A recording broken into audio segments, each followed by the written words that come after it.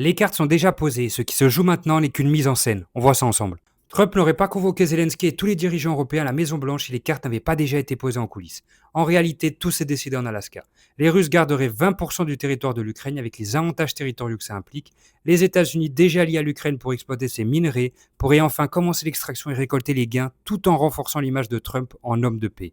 Les grands perdants dans cette histoire, ce sont les Européens.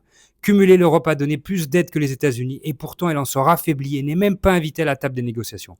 Son impuissance géopolitique a éclaté en grand jour, elle a englouti des milliards et dans chaque pays l'opinion publique se retourne, nourrie par les rumeurs de corruption.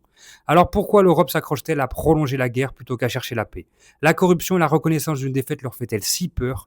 Et même l'Ukraine, si on met les choses en perspective, sort gagnant dans la douleur. Aujourd'hui, elle perd 20% de son territoire. Mais sans l'aide internationale, c'est toute l'Ukraine qui aurait disparu. Alors après 3 ans de guerre, est-ce que c'est vraiment terminé? Pour toi, tout cela n'est qu'une illusion avant la prochaine escalade ou le vrai début de la paix? Dis-le moi en commentaire.